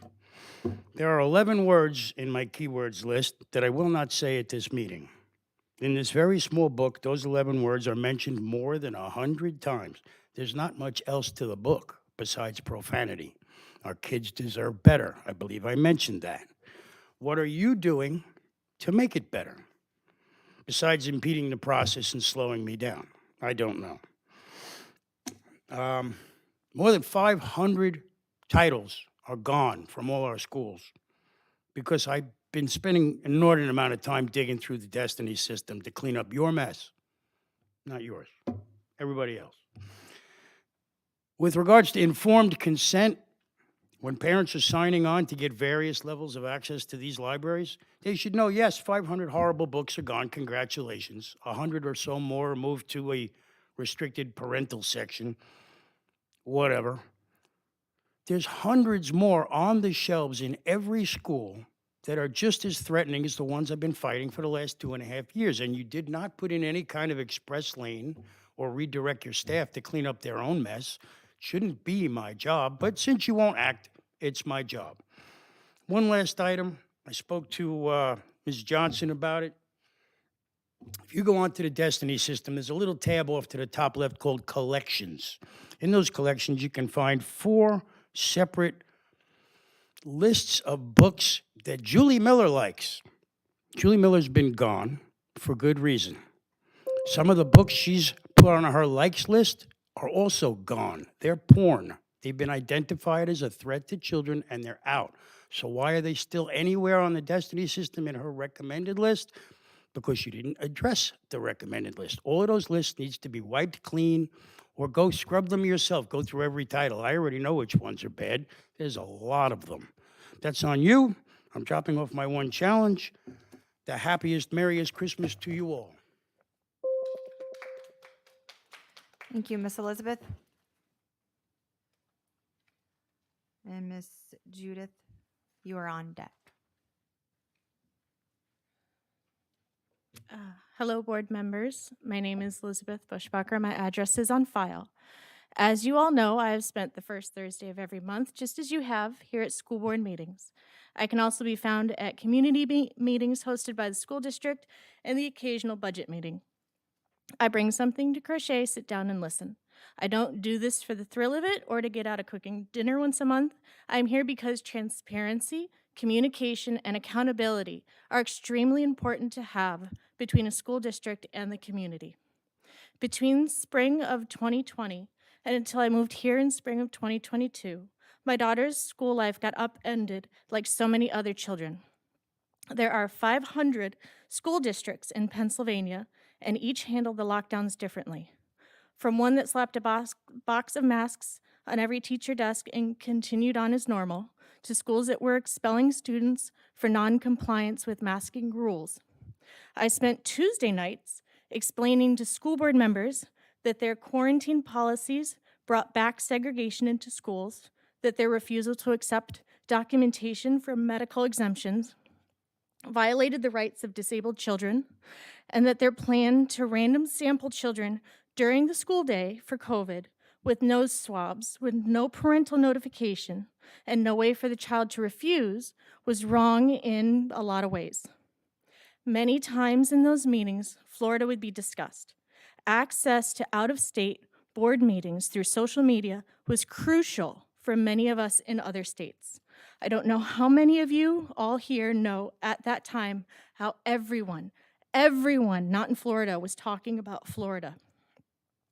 Pennsylvania school boards were creative in their ways to shut up people they didn't like, kicking out people who wouldn't mask, kicking out those with small children, since those under 5 were virus vectors, moving to tiny rooms and filling them with extra staff to reach lower 6 feet apart room occupancy rates, reducing times to 2 minutes or removing public comment altogether, pre-screening parents under the guise of needing a verified address to receive QR codes to enter, and then not sending the codes and holding the meetings anyway.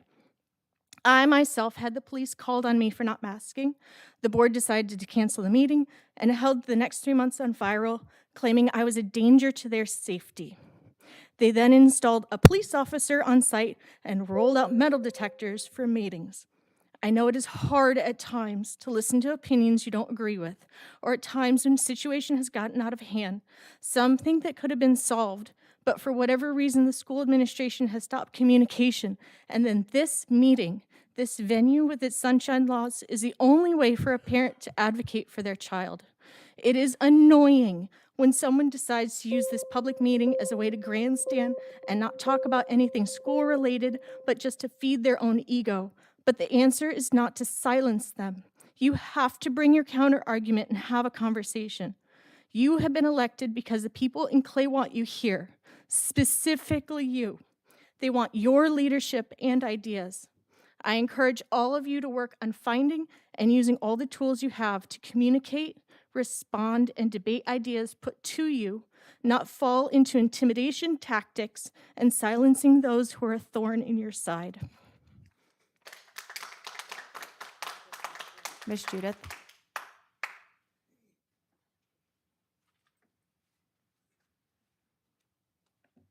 Good evening, Judith Chappelle, and my address is on file. What an amazing group of students we had today, with a great group of people, packed this room completely filled.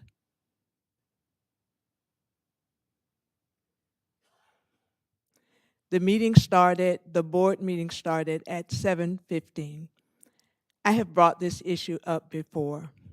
I am 100% in favor of recognizing students. I have one myself. As a matter of fact, we have a wall that I have dedicated to her awards. When she gets to high school, I'm sure I will have to dedicate another wall to her achievements. I am sure, based on the amount of people that were in this room today, there would be no problem with them attending a meeting specified for awards and recognition, because the school board meeting, as you can see,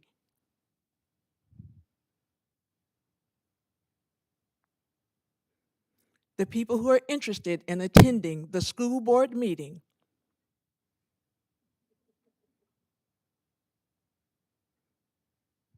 are still here. But the people who are interested in attending the awards and recognition for their children, their grandchildren, their nieces, their nephews,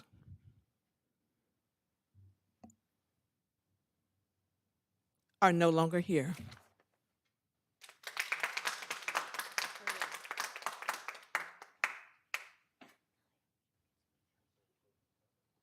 Merry Christmas. This meeting's adjourned.